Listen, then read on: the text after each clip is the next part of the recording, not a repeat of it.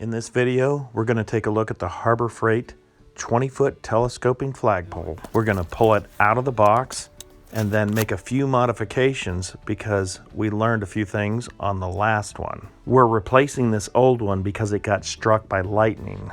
Now we've already buried the PVC pipe in the ground and poured concrete around it. So this part of the installation, we're not going to have to do. It doesn't get any simpler than this. Just pull out the old one. Then we'll pull out the new one with the flag. It is pretty cool how compact this flagpole is. They have the ball at the top, nice and protected in this box. The first flagpole that we bought at Harbor Freight was $150.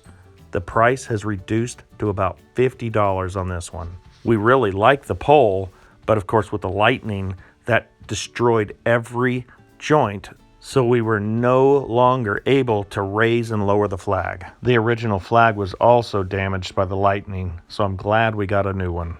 On this new flagpole, we're going to be doing a few modifications because the way you attach this flag, we had some problems with the first one. This flagpole actually allows you to fly two flags, the American flag and your state flag. So you can see with these carabiners, you can just clip on the flag.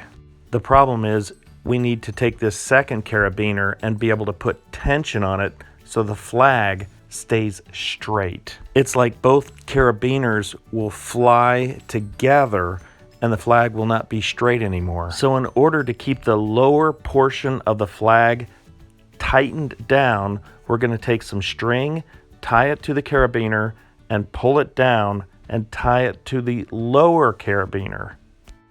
You want your flag to fly straight, not get picked up by the wind and look all puckered as it flies. When we put tension on the string, you can see how flat and straight the flag flies. Without tension, you can see the bottom of the flag just flips right up. We used a radiator clamp at the bottom to put tension on everything to keep it in place.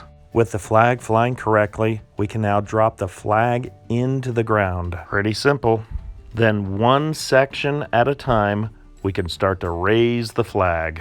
It gets higher and higher each time you pull a section up. To remove the flag, you're going to have to pull everything back down in the same way. And that's all she wrote on getting this flagpole up. Just put the gravel back into place and enjoy that new flag.